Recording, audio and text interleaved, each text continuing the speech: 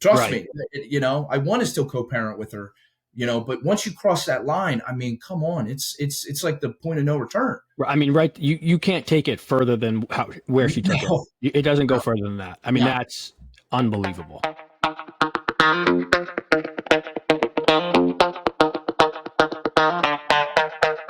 Well, happy Thanksgiving, man. Thank you for jumping Yeah, in. Yes. you as well, man. I seriously appreciate this. Yeah. Definitely honored to be here. So Yeah. Yeah. Well, I mean, we can jump right in. If you want to maybe talk a little bit about your story. I mean, you can even start in the beginning, like how you met your ex and go from there. yeah, yeah. So it's an interesting story. I met my daughter's mom when I was a junior in college. So originally, I was playing baseball in school, and I was going to school for poli sci up in Pennsylvania, and I met her my junior year. I was going to a couple parties, and we had a I'd met her once before, and then we had maybe talked periodically throughout the school year, just seeing each other around campus and stuff like that. Um, and then I had messaged her on Instagram when I had an Instagram, and I was like, "Hey, would you ever want to hang out and just spend some time?" And it was funny. I had my apartment number that the 1014 was our college baseball apartment, and that's when we would have a good time there and everything. So she one night I had messaged her. She came over there, and then obviously one thing led to another, and it was more or less like it was a one night stand. We really had never really had a relationship before. And I remember exactly the movie we were watching. I remember what time it is. I remember the date. Yeah. I remember what she was wearing. I remember what I was wearing. It's funny how you kind of, at those moments you remember, those details, obviously, because Yeah. it's an important thing. So then, fast forward, we had not talked for 8 or 9 months. It's fast forward 10 months. It was January 26th of 2019. And I got a text message. I was sitting in my apartment, and I got a text message saying, "Hey, just want to let you know that you have a daughter." And So because of that one night stand, she got pregnant, ended up having the baby, didn't say anything to you until afterwards. yep, Oh my God. and it's crazy because it's so funny and this is why, not that I think my story's unique, but I think it's in a way it's it's interesting, Yeah. in a way, because um I I couldn't believe it. I didn't believe her. I didn't. Of When I got course. the text message, of course, I was talking to a couple guys on my baseball team, and unfortunately, she had been with a couple guys after me, so I had no idea whether it was mine or not. Also I was shocked. I was 23 years old at the time. I Yeah. hadn't even started my life yet, and I didn't even finish school. This was January, so I was supposed to graduate in May.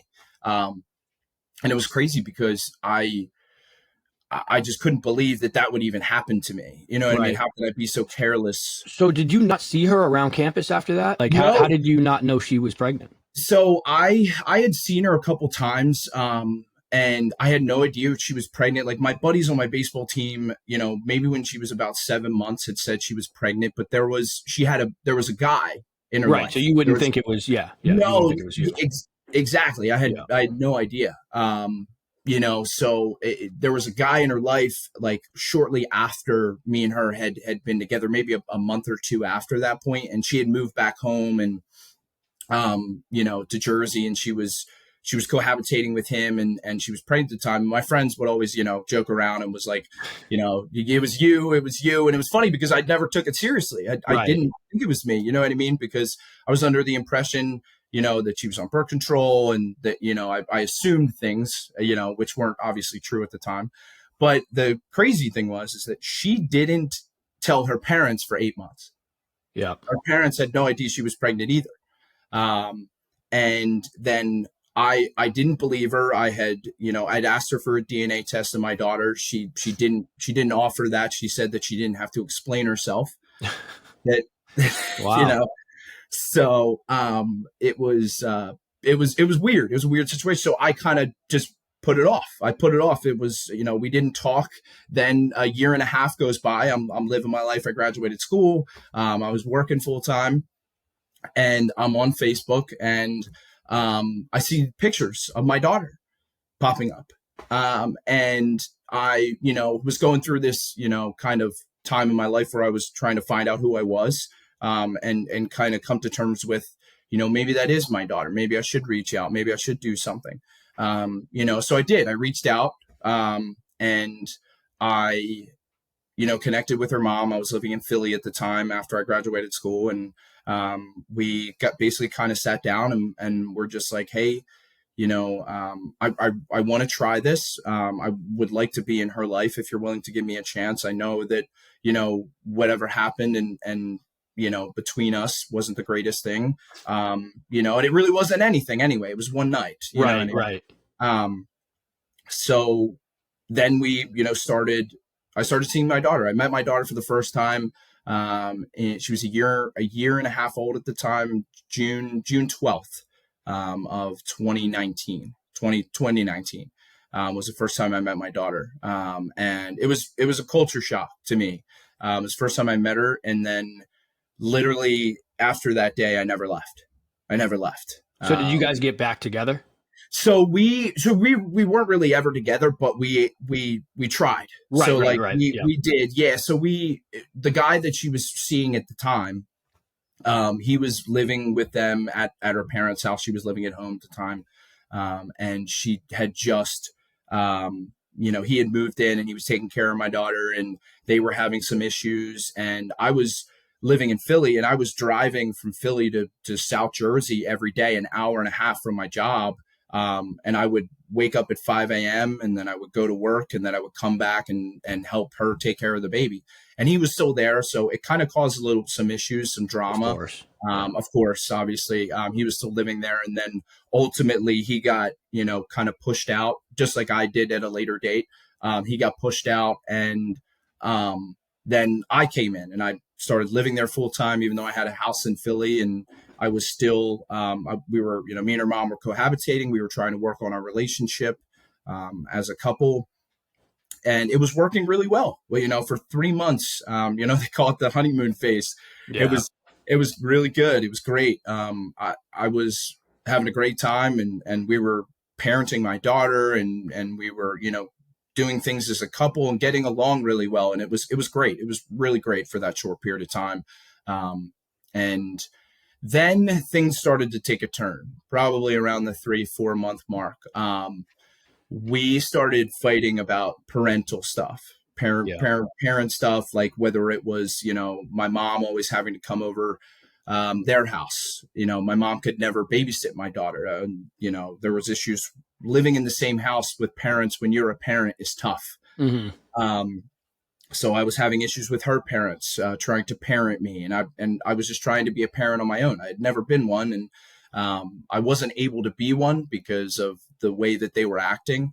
They were trying to take over that position, the control, as I call it, controlling. And they've also been doing it for a year, so it's also hard to give up that, control after they've been doing it for a year to somebody else. Yeah. Correct. And the thing was too, at the time, my daughter and her mother were completely dependent on her parents. Yeah. So, my ex she didn't work. Like she had never worked. So, coming from somebody, me, who I'm working, every single day, 8:30 till 7:00 at night. It was a tough adjustment for her. We got into fights over my job, just regarding, she's like, well, you're always at work, or then it was like, you're cheating on me with somebody at your office, and you're not, which is not what I was doing at all. I was trying to provide for my daughter.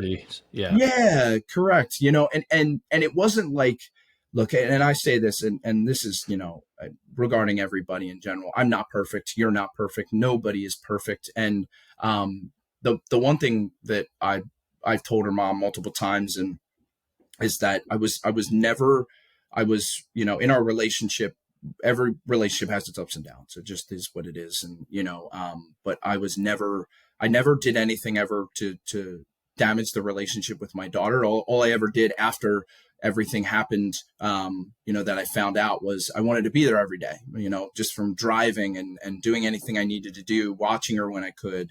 I wanted to be there. I wanted to be a dad. So, but after those issues that started regarding, my mom not being able to watch my daughter, my parents always had to come over there. There was issues in our relationship where, she had thought I was cheating on her, like I had said, and then me going and, she would go through my phone when I was sleeping. I would Yeah. have put my phone on the bedside table, and she figured out my passcode, and she would roll over when I was sound asleep and go through my phone. And then it was an issue of we weren't being like intimate in our relationship anymore. And then she was worried, but we were fighting all the time. You know what I mean? When you're fighting with somebody, you don't want to be intimate. Right. And that causes a problem. And we were still parenting our daughter. We both were young too, and we're still young. I'm 27 years old. She had my daughter when she was 20. Wow. Yeah. So I had no idea what I was doing. Neither did she. So, and also I was, for the first time in my life, I was living with a woman, taking care of a girl, and, living in the same house with her parents. So I had to abide by their rules. And so did her mother and everything else. So that was a hard dynamic. So fast forward to February, we're about 8 months in, and the issues continue. They're starting to get really bad. We're fighting more, and we're fighting in front of my daughter. And then that was kind of the last straw. She had told me, you need to get out. And because I was living there, and the problem is that she would always use, even when we were together, she would use my daughter as a pawn. And that's something that I know a lot of dads are. And, we had talked a little bit about this, like the parental alienation piece of this is tough, because when we would fight, she knew that I would be okay with staying away from her, but not my daughter. So she would say, well, if you leave or you go away, you go back to your house, you're not going to be able to see her. And she would always use that against me. And I can never understand why somebody would do that. So it caused a lot of resentment and hate. And then at that point, I was about done. I was done with our relationship. I was done mentally, physically. I was exhausted. I was miserable. I didn't even want to even go see my daughter, because I knew that the fights that would ensue, between me and her mom. So I had told her one day, I said, look, maybe we were meant to have a kid together, but not be together. And then that was the last time I saw my daughter for 2 months. And I filed for custody in March of 2020. And then this 3-year-long custody battle that is still continuing going on right now, and has ensued. Now, do you still get along with her parents at all? Or no? Oh no. Right. Yeah, Okay. they are. And that's just the funny thing. I've gotten this question. I don't know if you have too. I was curious. I wanted to ask you, is that, what did you do to her? Right, exactly. You know what I mean?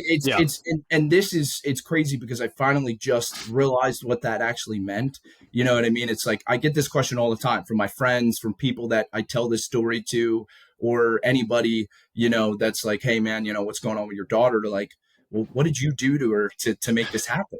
Yeah. And it's kind of like, that's a hard question, number one, to ask, and number two, that's a hard question to answer, because I always say that there's 3 sides to a story: his, hers, and the truth.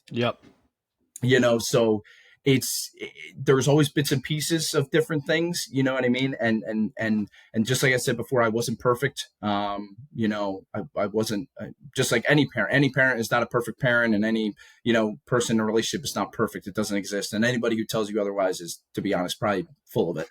Right. But yeah, so I had filed for custody. And then I finally got to see my daughter for the first time in 2 months, in May 7th, actually my birthday, and this was, 2-3 years ago. So then a year-long custody battle ensued, and I got joint legal custody of my daughter in December of 2021. And me and her mom were co-parenting actually well. Even though the custody battle was very manipulative, and she would try and keep her from me, and she would berate me at visits, and even when I would pick my daughter up, it was tough. It was tough, and it Yeah. still is tough. So then fast forward, let's fast forward to March of 2022. I just got in custody. I had my daughter maybe 50-50 for 3 months, if that. So one weekend. So you got 50-50 custody. Yes, Wow. correct. I'm Yes, surprised that because she had full custody for an entire year. Your correct, daughter's only one, and then you were only around for a couple months. So I'm surprised correct. that the court and living so far away, your child's still young, probably going to day or probably not even daycare yet. Yeah, I'm surprised. Wow. Yeah, well, trust me, I was too. I was extremely surprised, but it was funny because I just the way her mom went about a lot of the stuff in court, and the way that her attorney was an issue. Yeah. It was an issue, and a lot of the time the judge wasn't believing her mom's stuff, wasn't believing what she was saying. She had said stuff that I was with my daughter, and I wasn't parenting her. I would leave. I was doing drugs. Yeah. I've never done drugs in my life. You know what I mean? It's just like it's stuff that was just so ridiculous. Right. They're throwing whatever they can to see what sticks.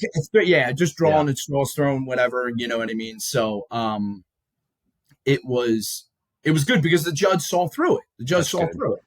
So, and then her mom finally, we were down to the wire, and it was funny because before this whole thing happened, I was out with some friends. It was actually October 30th, and I was having a good time, and I ended up being the victim of a stabbing. I got stabbed in Philadelphia, which is crazy. Yeah, I got stabbed in the neck, and I got stabbed twice in the left side. And I was in Jefferson. Yeah, I was in Jefferson Hospital in Center City. And obviously, the first person I call is her mom, because I don't know what's going to happen. I don't know whether I'm going to die or not. Wow. And then I had court a week later. And I also had a conversation with her mom. We went to a restaurant, and we had asked, it was a couple days after the stabbing, and you had this, thing goes off like you almost died. So I talked to her mom. I was like, hey, can we work this out without the attorneys? The first thing, we get to dinner, and the first thing her mom says is, I thought you would have gave up and ran out of money. And I knew as soon as she said that the conversation was going to go nowhere, which it didn't. She was demanding things. I had wanted my daughter's name changed to hyphenate my last name. Yeah. And which is reasonable. Yeah, which is reasonable. Yeah. I mean, I wasn't there. You didn't tell me she was even alive. Her mother's response was, well, she's already established at that last name, so we're not going to do that. She was 2. Now that's more. She doesn't even know her last name, so it's just so ridiculous. So obviously that conversation went nowhere. So after, I get a letter from my attorney saying that they were coming after me because I was a neglectful father for going out and getting stabbed. No way. Yes. I used the word neglectful, that I shouldn't be going out. And Warren, the story is, I was defending a buddy of mine who was a homosexual. He was gay. He's actually one of my best friends, and he was being treated poorly. And I was defending my friend. And that's the funny thing is like, people don't, like, she didn't know that story. Yeah. And the judge had looked at her and said, are you kidding me? He's allowed to go out. He's allowed to go out. Yeah, you got a great judge, by the way. Yeah, like I was at that time, I was very, very happy. I was very happy.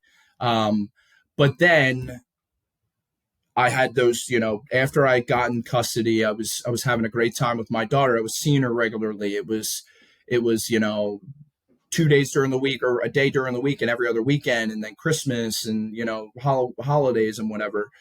But so March comes, and me and her mom were arguing about some issues, and she had said that there was black mold in my house at some point. There was black mold, and my daughter was getting sick, and she was coughing all the time. Not true. There was no black mold in my house. There was no issue. My daughter was just sick. It was cold. She was at preschool. She was getting sick. It just was what it was. So I go to pick up my daughter, and our pickup was at the police station.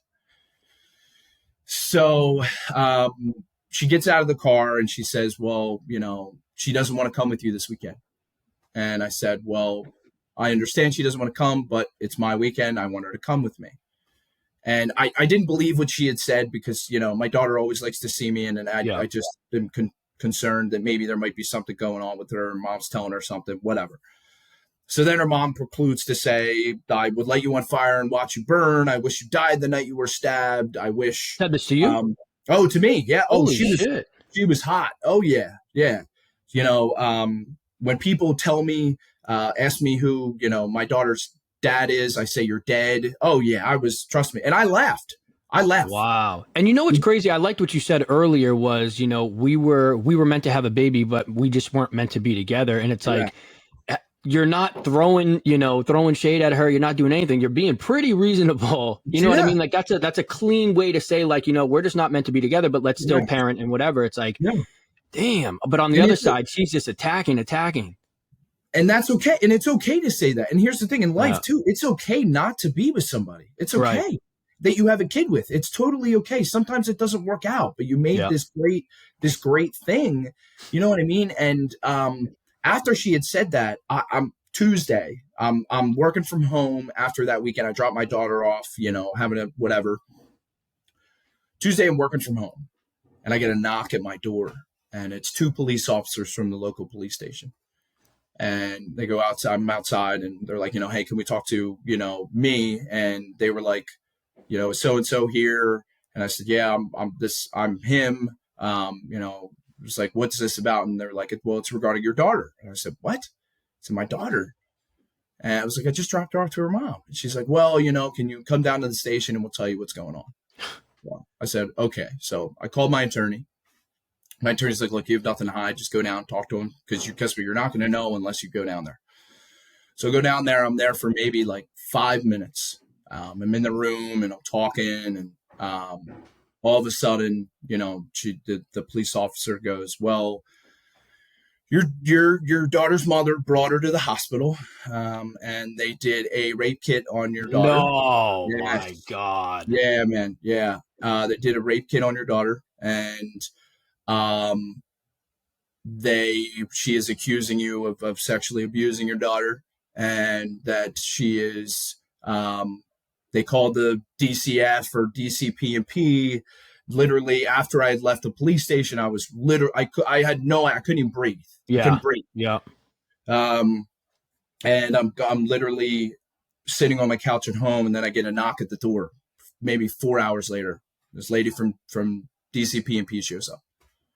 She's like, hey, I'm here from DCP&P. Just want to let you know I'm coming in, and we got to talk about, the issue. I'm sure the police already talked to you, blah, blah, blah, whatever.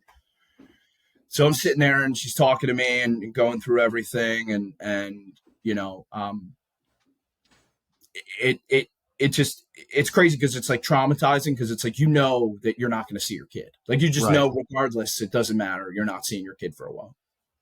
So after she, I'm like, I had no idea about this process. I had no idea what the process was. And there was a parenting plan that they wanted me to sign that basically, and this is another thing for dads out there, is that when DCF comes to your door, you don't have to, and this is something I had to learn after, they don't, unless they have a warrant, they cannot come into your house. Mm-hmm. And you're allowed to deny. You don't have to, at least in Jersey. Like I didn't know this until after, and I wish I did.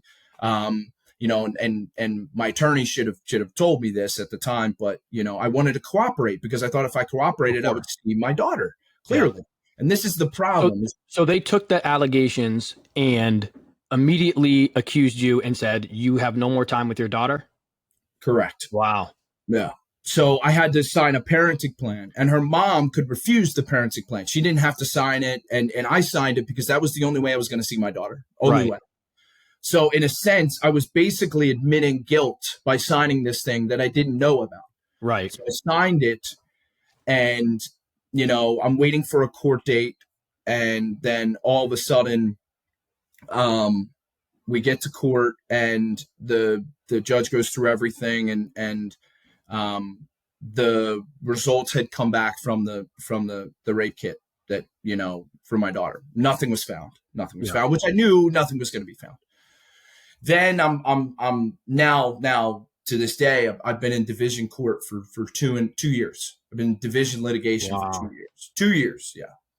And I didn't see my daughter for 8 months because she was going through what they call this therapeutic process, that my daughter had to go through this therapy through the court, that to figure out what actually happened, because my daughter was saying that daddy hurt me, daddy did this, daddy did that. And it was weird because I couldn't understand why. And Yeah. the police had said that my daughter had a bruise on her leg. My daughter had a bruise on her leg, and that there was indications of abuse. So I was all of a sudden I was like, well, it obviously didn't happen in my care, and I don't know what would have happened before that. So we're going through this process. There's no criminal charges, and I get this letter from DCP&P, and it says substantiated for sexual abuse, and I lost it. Yeah. And the crazy part is that there was no evidence to indicate. My daughter had gotten the therapy results. It came back, and it literally said in the results there was no indication that my daughter was ever inappropriately touched. Yeah. So we're fighting this, and my attorney's reaching out, and I appealed it. Obviously, I was going to appeal this decision of this substantiated. I was going to appeal it.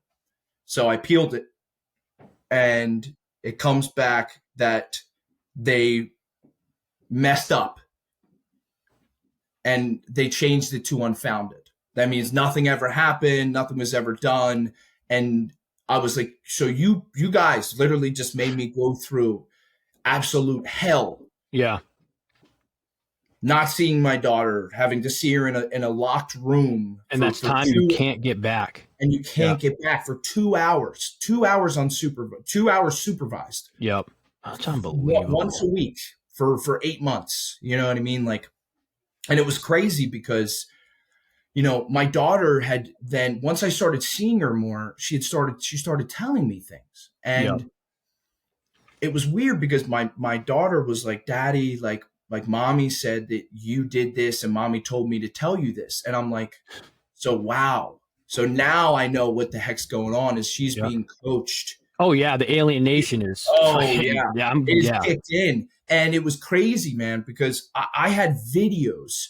Like I would stand outside the division door, and the security guard would be right there. And I had a video of, and it wasn't even just her mom, her grandmother was doing this. My ex's, she would sit there, and the caseworker would be right there, and she would be like, don't you have something to tell him, to my daughter?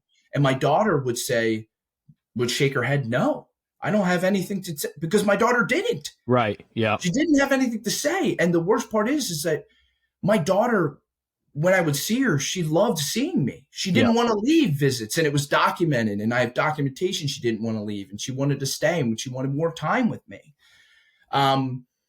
And it was crazy because every time we went back to court, when you get into DCF court, you're appointed a law guardian for your child. The law guardian is apparently it's an attorney for your child, which is like ridiculous. a GAL. Yeah, that an attorney has to represent a 4-year-old child.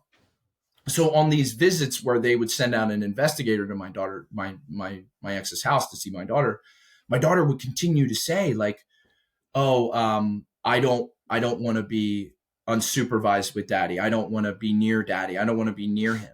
But then it would contradict what was said during the visits and what the therapeutic visitation. And how old? Your daughter was what, 2 years old at this time? She was like three. What 3-year-old would be saying something like that too? That's the hard part.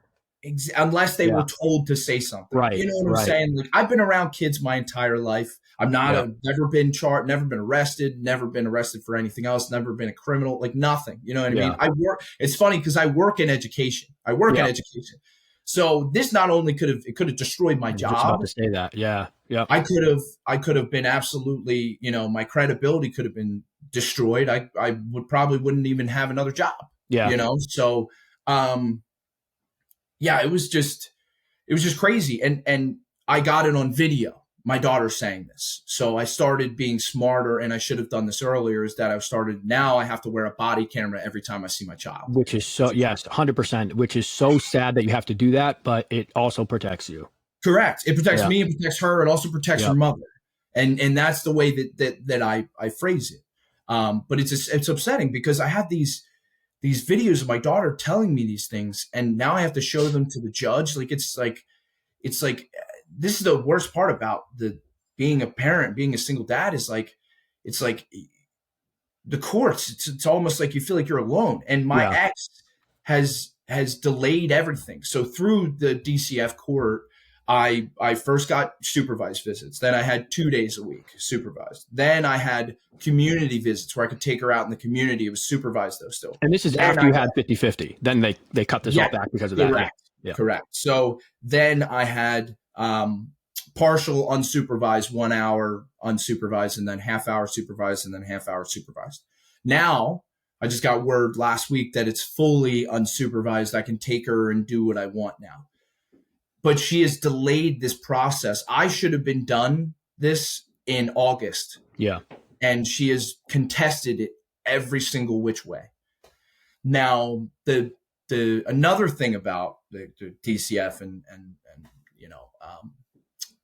DCP&P, the crazy thing is that the law guardian that was appointed to my daughter had called the visitation services that I was having through my daughter and asked if the division was deliberately saying these things about me to try and keep my daughter in my life. So basically the law guardian was implying that the division was sabotaging my time with my daughter. Mm-hmm. And it's just the corruptness and the unprofessionalism that happens in these courts. Yeah. Like and they appointed me a court therapist, and the guy even told me he did a bonding evaluation on me and my daughter, and he literally said, "I have no idea why you're here. Yeah. I have Yeah. no idea." And at this point, they should know. They should understand that this happens. Women do this. Like even men do that. Whatever it would be. But like, how do they not see what's going on? And like, okay, to put your daughter through what she's going through right now is so fucking pointless. It's so sad. Like, who knows in the long run what it's going to actually do to her down the road. Correct. But it's like, oh my God, it frustrates me so much because you want to be there. You're trying to help. You're just trying to, co-parent. And it's like, you guys would be so much better off if that was actually the case, if you could actually do that. Literally. And that's, and it's crazy because she's actually told the court, I despise him. I don't ever want to co-parent with him. Yeah. And that's the thing. It's like I have done everything I can, like even Halloween this year. So, and I had court on the 30th, and I had texted her mom, and I'm always nice. I'm always very cordial. And I say, hey, can I have her for Tuesday? And I get a text back. We already did our Halloween festivities on Saturday. I said, well, wait a second. What does that have to do with me having her Tuesday? Right. Nothing. It has nothing to do with it, And then Thanksgiving, I texted her on Monday. I said, hey, can I see her for an hour or two, just an hour or two on Thanksgiving? Can I video call with her? Read the message, no response. And then I sent another one. Just, hey, look, I didn't know if you got my message. Like, hey, can I see her on Thanksgiving? No response. And it's so funny because then I had these conversations. I tell people, well, she wouldn't let me do this. She wouldn't let me see her here. Like, this is the second year in a row I haven't had her on Thanksgiving or Halloween. And, it's devastating. Absolutely. It's devastating, because it's like, even though I'm surrounded by my family and my parents, it's like, it's those questions that people ask, like, where's your daughter? Why aren't you with your daughter? What's happening? What's going on? And it's like, there's so much other stuff that people don't share as us as single dads, like the stuff that goes on behind closed doors that we go through. It's absolutely detrimental to your mental health. Like, trust me, I've had friends of mine, I've had some family members tell me just give up on her and talk to her when she's 18 and don't worry about it. The financial burden, It's real, man. And the Yeah. problem is like, I, it's the courts should be able to see through this stuff. Like, and that's the thing. It's like, if that stuff actually happened with my daughter, number one, I'd be in prison, and number Right. two, I wouldn't have a job. I wouldn't be talking to you right now. Clearly. Right. Yeah. Um, so it's to see through the BS and the bullshit that happens. And the judge that I had in DCP and P litigation, my attorney after motion had asked for sanctions on her mom, and they never. That's what I was going to say is that's what sucks is there's no repercussion, and she's getting, No, she's going to keep doing it because she's not getting in trouble for anything. You know what I correct. mean? Like I'm going through something very, very similar, and it frustrates the hell out of you because you're like, how can she keep making up these accusations, keep doing what she's doing, keep calling the police, keep calling DCYF, whatever it might be, Yeah, and nothing is happening to her. Like I nothing. just went through a year without seeing my kid Yeah, and with all these false allegations. Is anything going to happen to her for doing that? For you know what I yeah. mean? Making up that story. It's like they should No, dude, 100% see through the bullshit. yeah, and it's not. And here's the thing: and who suffers in that time period? It's your Right. kid. Your Right. kid suffers, and that's where it the thing is, and this is what I've used this. The hatred that you have for me has nothing to do with the kids. It has Mm-hmm. nothing to do with it. You can hate me all you want, but guess what? Don't take it out on them, because the thing is, those kids, and you have daughters, right? A, Yep. a Yep. daughter Two should daughters. never have to beg for a relationship with her father ever. Mm-hmm. And that's the problem, is like, it destroys them. Like you Yeah. said, the whole thing with, therapy with your kids. My daughter she's 4, but she's probably going to have therapy because of Yeah. this. Yeah.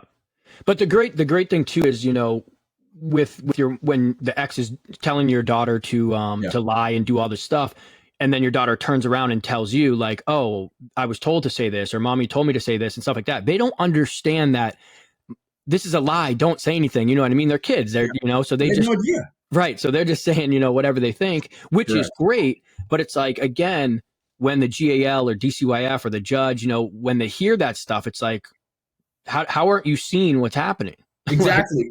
And you know? so when I had court on the 30th, the judge finally, after been 2 years, you know what I mean? He's like, he called out the law guardian for being like, well, my daughter, she's saying one thing when she's with you, and then she's doing something completely different when she's with me, her father. And the law guardian had nothing to say, which I Yeah. knew because he was hearing it from my ex. Yeah. That's why he wasn't hearing it from my daughter. Um, so, and then the judge is like, well, I don't know what's going on in the home, but I'm like sitting there and I'm thinking, I'm like, dude, you know what's going on. Like, you Yeah. know what's going on. Like, you know what I mean? She's telling her what to say, Yeah. and to think now I'm in this position because somebody had to manipulate my 4-year-old child to get what they want. That is number one, somebody who is scary, sick, Mm-hmm. and somebody who is willing to do whatever they can do. Exactly. And it's a form of abuse, though. It's a form It of is. mental abuse, which, again, they should be, if she is going to do that and put your daughter through this, she has no reason to be a parent then. You know what I mean? No. To drag a kid through this, which Right. will have repercussions down the road. Like both my kids are in therapy because of this. I mean, we went through 6 years, actually 8 years of just same exact stuff that you're going through. And it's devastating. My oldest is so mentally like fucked because of all this. Yeah. And that's the crazy thing. Like it's not fair, because the thing is, they shouldn't have to grow up with that trauma. They Right. shouldn't, because they didn't ask, number one, to be brought into this world. And number two is like, they didn't choose their parents either, Mm-hmm. So and the worst part is like, if there's one parent that, wants to be involved and is not fighting, but then the other parent, as a kid, when you're that young and, like your mom is continuing telling you bad things about somebody, you're going to Yep. believe it. Yep. Yep. It's like, perception is reality. I say this all the time, is that if someone perceives something to be true, it is true in their mind. It is true. Mm-hmm. And that's where the problem lies, is like, if you continue to tell a child something that's that young, that their brain is like a sponge, you know what I mean? And even at any age, Yeah. they're impressionable. They're young. They don't know about the world. They don't know it like you and I do, Hmm. and how it's rough and tough, and people are majority of the time full of shit, Yep. you know? So, and that's the problem. And my ex, she was very sheltered her entire life. She never had a job. She was stayed in the same family. Her mother, the first time I ever met my daughter, she said, "If you ever try anything, I'll ruin your life." Jesus. Yeah. So, and that's where, and then, it sparks the whole thing. Like I had visitation with my daughter 2 weeks ago, and I saw her on Friday, and we took her to the bowling alley, and then her grandmother picked her up 5 minutes, and my parents were there. And 5 minutes right before the visit comes, she comes and grabs my daughter from me, and then is going and proceeds to say, "Why are your parents here? Your parents can't see her. Your parents are not allowed to be around her." And literally, I have this all on recording. Now it's all in Good. recording. Now she's stupid to think that she's going to get away with this and Yeah. it's not going to go to court. And then she proceeds to say, "Well, you have a lot of nerve because you hurt, your daughter, In you hurt front her." of your daughter. And, Wow. and we're in a bowling alley, Yeah. and this isn't the first time, and everybody's looking around. The guy at the counter felt so bad for me. He's like, "Dude, I'm not even gonna have you pay for bowling, man." He's like, Wow. he's like, I feel terrible about this. Yeah. And I've been there multiple times. So then the week after, there's a letter from her attorney saying, "We're requesting that Mr. Blessy, my parents are not allowed to be at the visits anymore." And my attorney comes back and Oh. is like, "We have a video recording of her saying all these things, and it was her that did it." Yeah. And my ex sends this text message to the court and says, "They don't even have a relationship with my daughter. I have a video of my daughter literally running up to my mother and giving her a hug." Yep. And That's, I'm like, oh my "Come God. on." And then she says, my ex said, she's like, "Well, they brainwashed her to think that they're good people." And I'm like, "Come on." Yeah. How I does mean, that work? how does that work? How does that work? Like, Oh, it's like, but it's just crazy because it's like nothing in life ever prepares you for this. right. Nothing. And no matter how many books you read, how many people you talk to, like I talk to a lot of other single dads, and I'm on the father's rights group and forums, and just like the forum I met you through, it's you see all this stuff, and it's almost seems like there's an epidemic in the United States of You don't realize how many dads are going through something like this until you jump on one of those Facebook groups and you're like, yeah, holy man. shit. I mean, one of them has like 70,000 dads in it. And, some of the stories that you're reading, you're just like, damn, like I thought And I my look at it situation was bad. every day. It's like, and it's Yeah. crazy because it puts stuff in perspective for me. It's like, God, like I see my daughter pretty regularly now, but like, should I, but the thing is like, should I be okay with that? Should I settle for that? No, I shouldn't. Right. But, it's like you have all these other dads that are going through similar situations or worse, where they're not seeing their kids. Like, you just said you didn't see your kid for a year. I can't even fathom that. Yeah, yeah. We went through same type of like alienation stuff that you're going through, but for 8 years we've been going back and forth. So it's been a nightmare. But the same thing you're talking about, like with the financial burden and everything that you have to do, like do you when I thought about it, I was like, damn, should I just give up and I'll see my kids when I'm 18? I mean, when they're 18.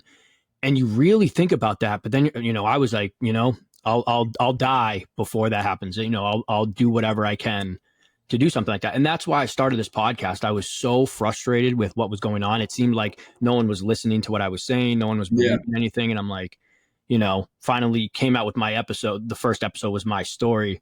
And then people were like, holy shit. Like I didn't know all of that was going on. I ended up Right. taking it down. So I haven't shared it again yet, but yeah, that's the Yeah. whole reason why I started it, because I was so frustrated. Yeah, because and you have to, you know what I mean? And here's the thing, people don't know this. That's one of the biggest reasons why I wanted to do this, because I was hesitant a little on doing it because I'm still involved. But the thing Yeah, is like everything I'm saying on here, even if my ex wanted to bring it up, it's all the truth. I'm not here to yeah, lie to anybody. And I say the same thing to all my friends. It's like, it's like, if you need any evidence or any proof, I have it. Like I could yeah, show it to you. You know what I mean? And it's like, I'm not here to bash her or her mom. I'm not here to bash anybody. I'm just here to talk about it, because it's a real thing. It's a real thing. And trust me, when I was 22 years old and I was in college and I didn't have these problems, I never, and just like you probably never thought you'd have to deal with this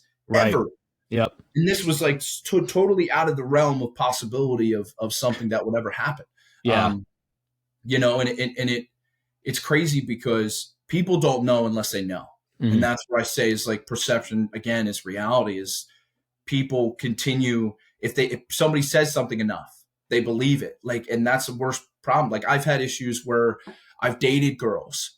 And there was a girl that I was seeing for a long time, and it was like 6 months, and came to find out that my ex, my daughter's mom, was her brother was dating the girl that I was seeing's best friend.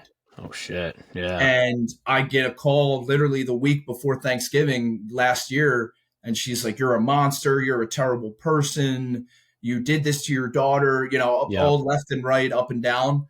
And then it's funny because literally I'm posting pictures of me seeing my daughter and everything. And literally not even, 6 months later, I get a message from her. "I'm so sorry. I apologize. I had no idea about what really happened." And that's the thing, is people Yep. don't know.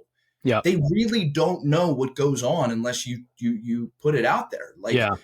and it's a shame because you have to go through this alone sometimes. Like, I Yeah. know I have, like, even though I've had support from my parents, and there's been many times where I've literally sat in my tub in my house for hours in the shower, just Yep. bawling my eyes out. And that's the thing. Your ex has her mother, her grandmother. You're fighting their whole family. You're not just Right. fighting your ex. You know what I mean? And then it's just you. So Correct. that it's so tough when Yeah. they go through that. Plus, your ex is probably hearing all the shit that your grandmother or her grandmother's saying, her mom's saying, and it's like it's just not good because it's making the No. situation worse. Oh no, it is. And that's the worst part, is like, we put stuff in our court order that says, she can't talk about the case around my daughter. She Yep. doesn't, she's always, with the visits in the community that I have now, she's not willing to even drive a 25 minutes to go and take her to a trampoline park. My visits have only either been at the park or the bowling alley for the past 8 months. Yeah. So, and I drive an hour every Monday and Friday from my job to be there, and then an hour home. No excuses. Yep. The only time I've ever Yep. missed a visit, I was in the hospital when my appendix burst. That was the only time. And Yeah. it was funny. I told the doctor, I said, "Look, if I'm not going to die, I need to I leave know. to go Yeah. see my kid."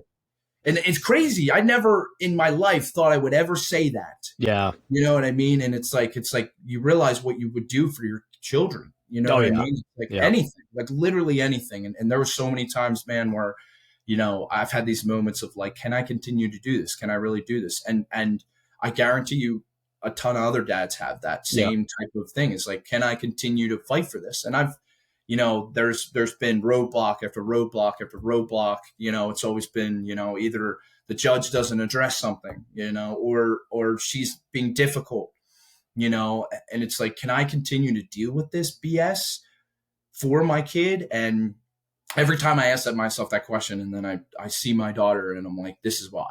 This is Yeah. the reason why I continue to do it. And, it's just a shame because, I don't know too many parents that are good co-parents. To be brutally honest with you, I don't know too many. I think I know maybe one, but it at the end of the day, it's not about you. It's Right. not, and that's the whole thing. It's not even about me or you or her Mhm. mom. It's about the kid. Yep. Because the thing is like, they're the ones that are really have to deal with all this in the end, is because when they get older, they're going to ask. They will ask. Like Yep. it's funny because my dad went through a very similar situation with his first wife and my stepsister, my half sister. She kept him from my dad forever, and now my sister loves my dad Yeah. and just talks to him. That's it. Yep. She's got 4 kids of her own. You know what I mean? And she turned out just fine, but she Yeah. doesn't talk to her mom at all because of what happened. Mm-hmm. And it's so shitty because, in the long run, it just messes up the kids, but you lose that time that you can't get back. You know what I mean? From the time that they, keep it from whoever or whatever, keep the kids, you don't get that time back, which sucks. So No, you don't. And that's been, I'll tell you that the hardest part of this whole situation for me has been that aspect Mhm. right there, is where I haven't been able to come to terms with the fact that I've missed birthdays, that I've Yep. missed Thanksgiving, that I've missed Christmases, that I have missed ballet recitals. I have missed her first day of pre-K. I have missed parent teacher conferences. I have missed school plays. And the thing is, I have to realize it's not my fault because I want to be there, and I've Yep. asked her mom about that stuff and I haven't gotten answers on it. And it's like, and I have this conversation with my parents all the time, and then sometimes I slip into this like depression, and I'm like, Of course. you know Yeah. it's not me. I can't get mad at something I can't control. And then Yep. also, and you cannot reason with an unreasonable person, and that's been another hard thing for me to realize. Is like if her mom is being unreasonable, or if someone in general is being unreasonable, it's not gonna work. It's just Hmm. not, so and it was funny, actually. My grandmother, who was like 95 years old, Oh, first wow. time she ever met my daughter's mom, she said something to me. She goes, "Don't you ever marry that girl. Don't you marry." Who And it knew? was funny. I literally, like 3 months later, the whole thing happened where I told her, we were better off, just raising our daughter instead of being together. And she was right.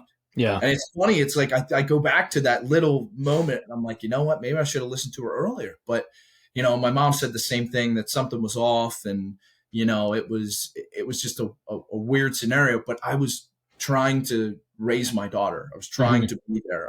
I wanted to be there. I loved it. I loved when she was little, and I miss those moments. I miss the Yeah. waking up and making her breakfast in the morning, and the taking her places, taking her to sports events and stuff like that. And I'm a big baseball guy, and we have the Phillies here, you know what I mean? So it's Yep. like I haven't been able to take her to a Phillies game yet, and I've wanted to. So to put them out there, about somebody's character, that they would do Yep. that, it is really, really, really fucked up. Hmm. Um, and to even believe that somebody would do that, you know what I mean? It's like, it's, it's like an uncrossable line. You know what I'm saying? Like at that Yep. point, it's like, it's even hard to co-parent after that. And I want to still, trust Right. me, I want to still co-parent with her, but once you cross that line, I mean, come on, it's like the point of no return. I mean, right. You can't take it further than where she took it. No, It doesn't go further than that. I mean, no. that's unbelievable. It's unbelievable. Yeah. And here's my thing. It's like, it's so funny because it's like, if I had a boy, what would it be? Would you be saying the same thing, or would you be saying Right. I was hitting it? You know what I'm saying? Yeah. It's like, I think about that stuff all the time. It's like, are you just saying that? Hmm. You know what I mean? And it was funny because those issues when we were together, none of that stuff was like ever an issue. And Of then all of course. a Right. sudden, Right. yeah, of You're a great course, dad until you guys separate, and then you're the correct, worst dad in the world. of course. And you know what the funny thing is this is like another thing that I've noticed about my situation, is that even though we've been going to court for 3 years, the one thing her mom has never said was I was a bad dad. She's Mhm. always tried to attack me personally, but she's never said I was a bad dad. And Yeah. that's where it's so funny. It's like, you're willing to say all these other things, but you've never said I was a bad father. Yeah. And it's just interesting. And then, it's like the issues only manifested themselves as soon as I filed for custody. All of a Yeah. sudden it Right. was like, he's a pedophile, he's a sexual abuser, whatever Yeah. it is, all of a sudden, but and that's the thing. It's like the courts, and the problem is they need to start taking that stuff at face value until that they have 100%. the evidence that they need. Right. And the problem is like, in my case, my daughter had a bruise on her leg. That was it. Mhm. And Right. she was saying that I hurt her, but how do we know that wasn't coming from her mother, which it probably was? Right. Yeah. They You immediately know, accused you. You were guilty, and then you had to prove your innocence, which is I had to crazy. prove my innocence. Right. Literally, I remember, and it was probably the worst day of my life when I was in that police station, trying to Yeah. basically prove to the fact that I was not this person. And, police officers, the detectives, they were like, well, she said you're a good dad. And I'm like, listen, there's no way she ever said that. So I know you're lying. You know what I mean? So Right. it's so funny. It's like, come on, man. Like, really, are we going to do this? Like, I Yeah. literally, I do this for work. Like, come on. Like, this back and forth, like it's not going to work with me. So, but it's so funny because her mom still tries to do it with me at drop off and pick up and stuff like that. she'll still berate me in front of my Yeah. daughter. Oh, And that's the worst part. And I mhm. sit there and I say, don't do it in front of her. Don't do it in front of her. And she Right. continues to talk. And I'm just like, do you not understand? Do you not Yeah. get what you're doing to her? Yeah. And You the know? kids realize it. Like me and my ex, we don't even talk on drop offs, pickups. We say nothing to each other. And it sucks because my kids see that. They see that Yeah. mommy and daddy don't like each other, so they treat us different now. My kids are almost they don't, they won't hug me in front of their mom or kiss me in front of their mom because, of certain things that have happened, but they don't want their mom to then see that, oh, I'm getting along with dad. I love dad. So it affects them more than we think, for sure. It's so funny you say that because you know what? My daughter does the same thing. Yeah. Right when she picks her up, she will not give me a kiss goodbye. She will not give me a hug. Yeah. And then as soon as she leaves, it's like totally different person. Yep. Yeah. She They doesn't want her realize mom seeing that. exactly. She Yeah. knows, they realize that tension and it's like, but why? You know what I mean? Like Yeah. why? Like it's like that's how you know that there's something wrong. Like Yep. there's something going on with one side, and I'm not and just like I said, nobody's perfect, but you know what? I mean, look, like it's something needs to change, Hmm. in entirety in the country in general. It just it needs to change that there needs to be some equal share parenting, a presumption of innocence in the fact of both parents should be involved as much as they want to be, as Yeah. long as they're fit to be a parent and as long as they're not, a criminal or a pedophile or a drug addict or, whatever else it is. And Hmm. they deserve to be a parent, Yep. and I think, 100%. I just think it's so unfair that us as parents and us as single dads have to continue to fight every single step of the way to be, just involved even in the smallest part in our kids' lives. Like Hmm.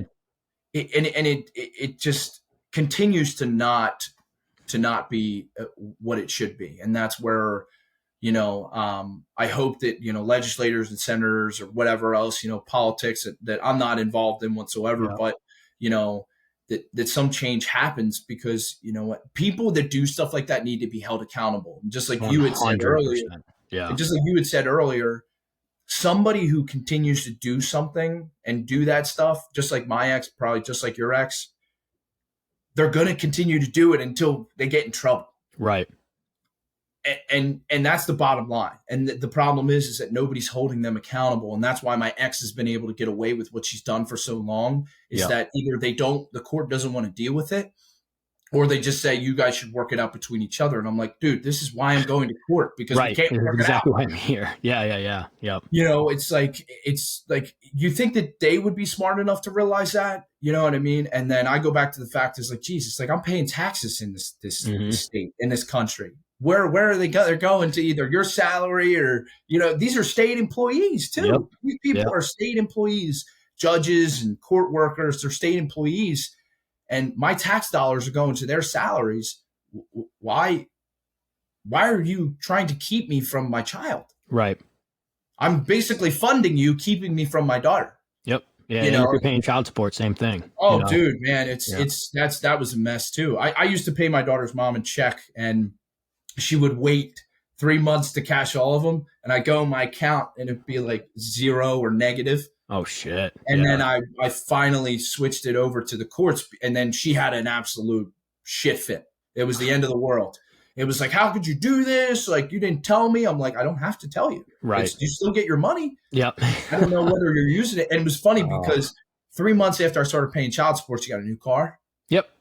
Yeah. It's Oh yeah. like, And the shitty it's thing like, is because it's all, I don't know how New Jersey does it. I'm in New Hampshire, but yeah, it's all numbers. It's all the worksheet. yeah, If your ex doesn't have a job and she's living at home, she has oh no yeah. real bills. You then have to pay more because of her laziness. That's And that's exactly so correct. Yeah. frustrating. Oh, I remember so she didn't have a job at the time. So my attorney had to come up with a sheet and make up a number amount for her Right. because she didn't have a Wow. job. Yeah. So it was like, I'm sitting there thinking like, Jesus, you know what I mean? Like, and I was paying for my daughter's private school, Yeah. and I still wasn't seeing her. Like I've always heard the term you have a say, but it's crazy because majority of us dads, we pay, we have no say. Right. Yeah.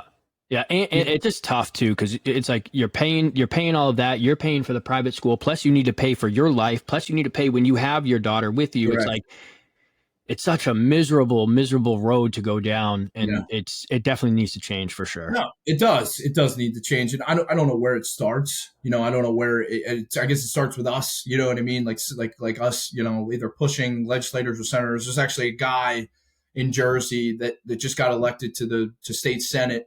That his one of his things he's running on is parental rights, and me Perfect. and him Yeah. have had conversations.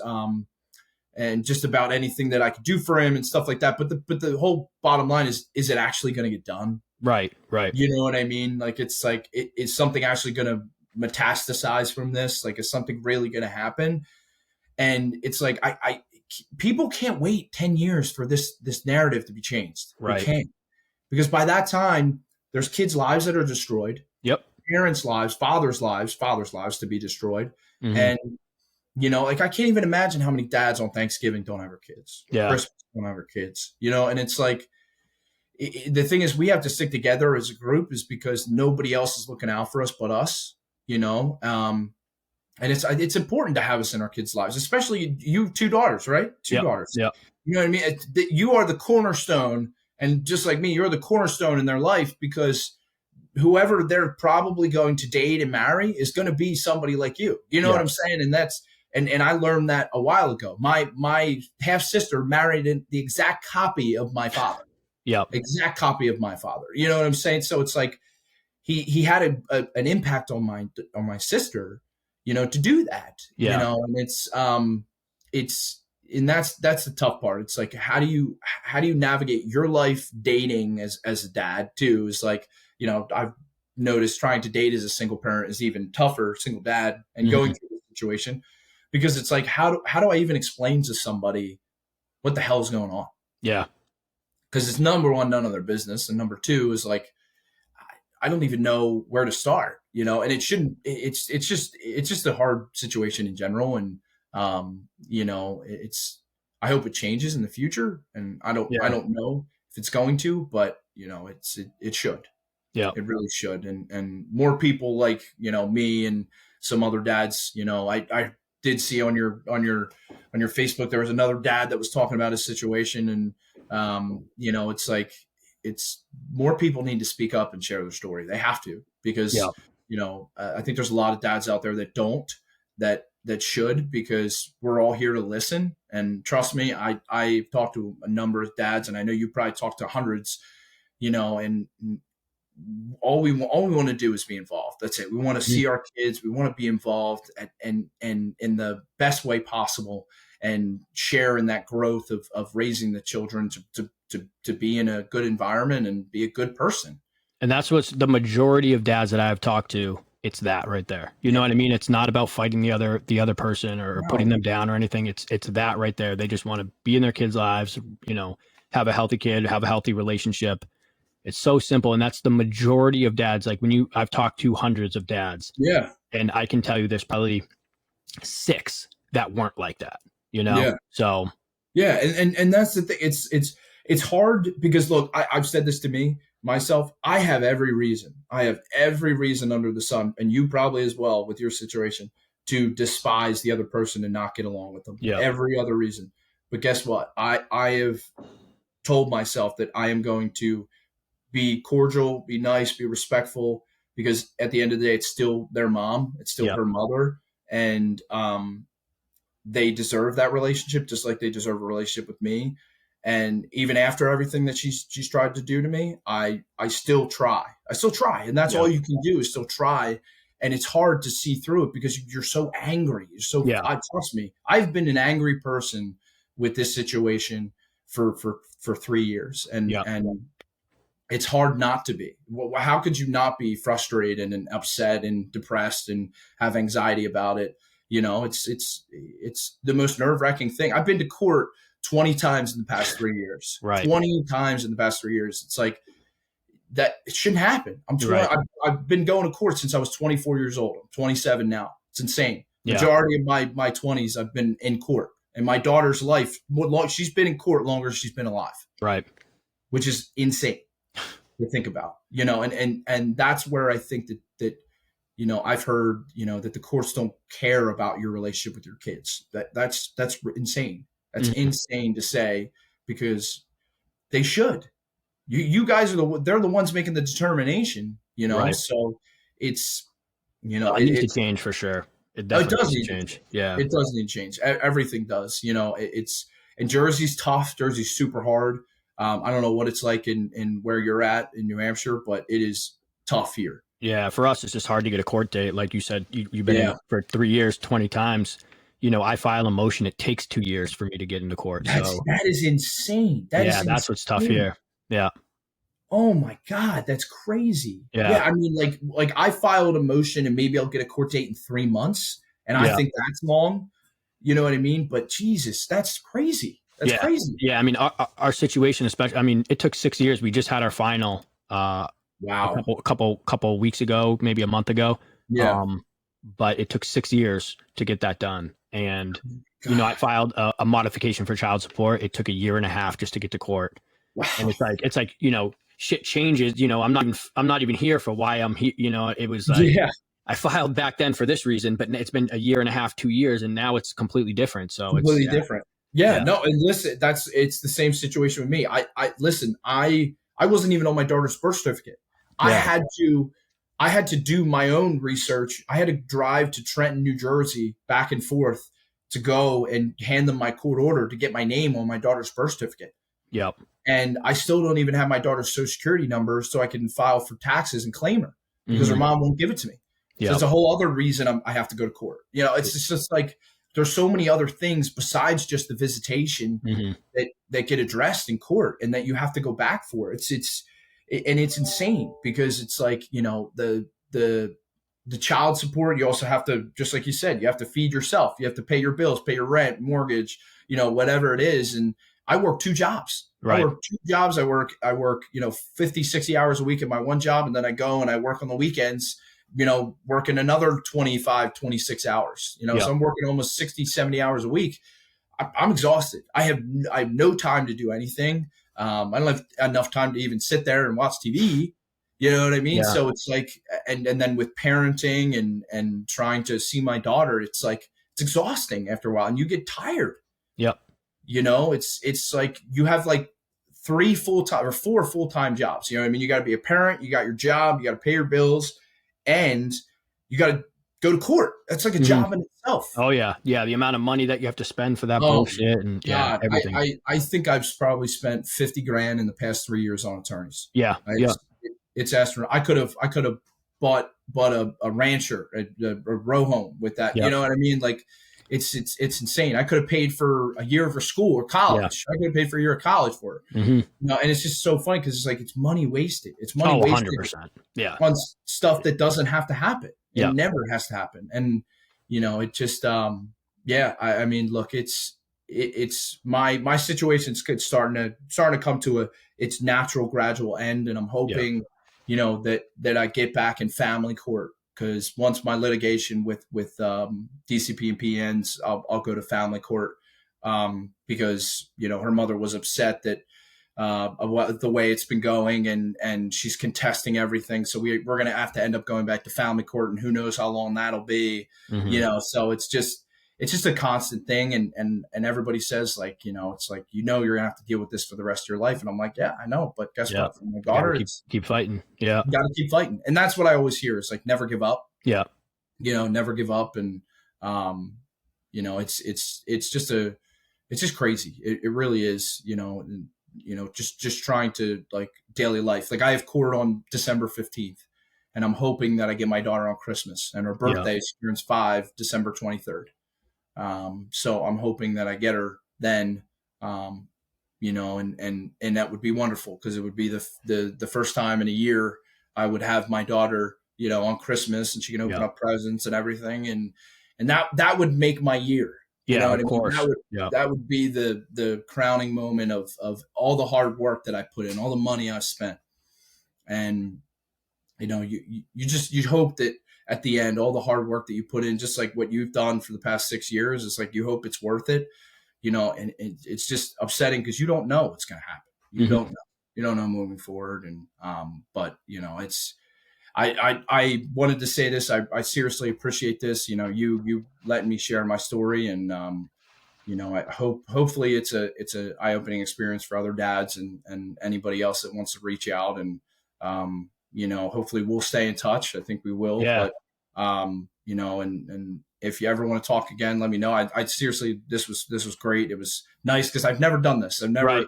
I've never shared my story before ever. Yep. This is the first time. It's I've been kind of waiting to do something like this for 3 years, and finally to get it out, it feels great. It really That's awesome. does. I mean, this was a great episode, man. I really appreciate it. Yeah. And it's funny. I mean, you are going through somewhat of a similar Yeah. situation, so it's it's nice to hear. It's nice to talk to somebody who it's kind of happening to you too. Similar. Yeah. So Trust I me, appreciate that. it's refreshing. Yeah, it Yeah. really is refreshing because you don't, you know what I mean? I've thought so many times I'm alone in this. Yeah. I Yeah. really have, and it's like, Jesus, why do I have to be alone? Yeah.